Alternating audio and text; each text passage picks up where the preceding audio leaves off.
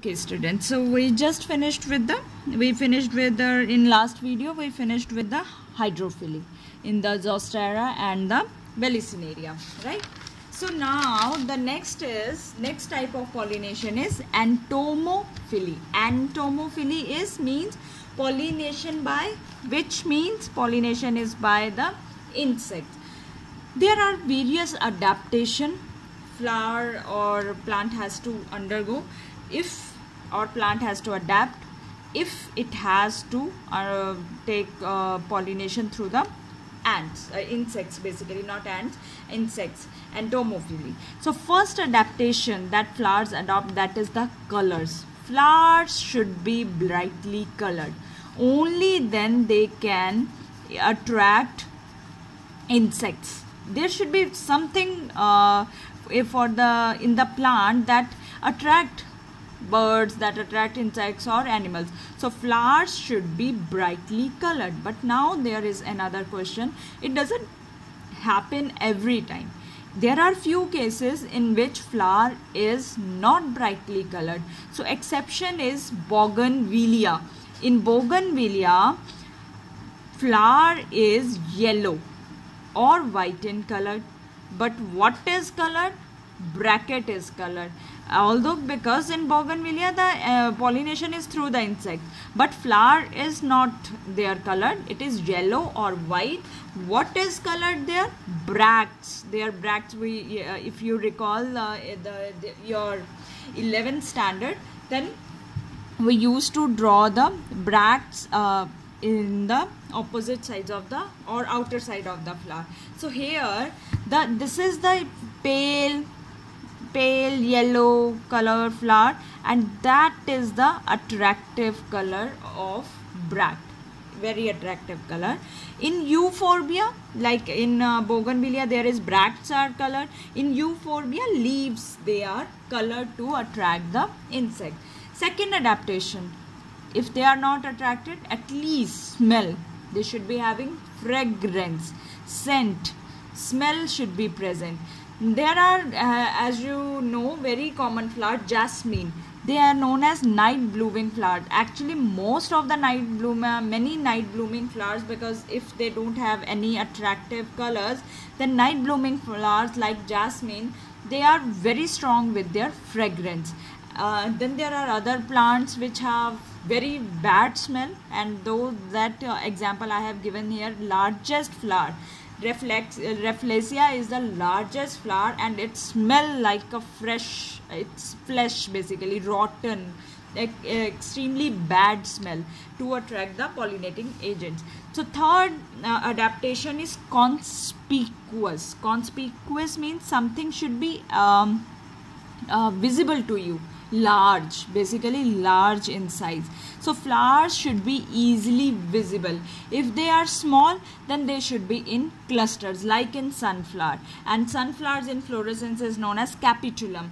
What is capitulum? If you have seen the sunflower, then there is the disc, right? And there is so many. They are flowers, they are arranged in the clusters together. So that makes a complete structure which is known as the inflorescence. And this inflorescence is known as capitulum. The fourth adaptation is pollen grains can be edible. Some few plants, they have edible pollen grains. So what happen when the insects, they come to the flower, they stick these pollen grains, they stick to their body. Example is rose, papaver somniferum, and rose, they are the examples in which pollen grains are edible. Fifth adaptations in case of insect is nectar glands, that either the plant, there should be produce, or flower should produce nectar. And in nectar glands, where nectar gland is present, there is nectar guide is present, guide which help the insect to reach to the nectar gland. So example you can write here is the Antirrhinum. You can write down the example of Antirrhinum. Antirrhinum has a nectar gland. It is a wide flower, This is the female part and this is the male part. Now on the opening or in the here, there is a hairy structure present, and this hairy structure, it guide the insect. So we can say nectar guide is what it is, a hairy structure present at the opening of a flower. So this hairy structure guide the insects, where here inside the flower there is present now nectar. So this helps the insects to reach up to this nectar gland. So now once this insect will reach up to this nectar gland, it comes in contact with stigma, or it comes in contact with pollen grain. So this way it helps in pollination. If it is coming from the another flower, then it will dust its pollen on here, or if it is not having any pollen, then sometime pollen they get stick to its body. So this way it help in the pollination. Then there is another very important example, we call it symbiotic relationship also, that is the pollination by moth. Pollination is by moth in the yucca flower. Moth is also called yucca moth, but moth's actual name is Proamba yuccacella. Proamba yuccacella moth. So we call it as a yucca moth, and the flower is yucca flower. Right? Now what is happening here? So as you can see now, flower is yucca and moth is Proamba yuccacella. What is happening here, that this is the female part which sits on the thalamus, to understand this, I have made it a little larger in size, this ovary, and this is the thalamus part. So this is ovary. Now what is happening here, that moth, what does it do?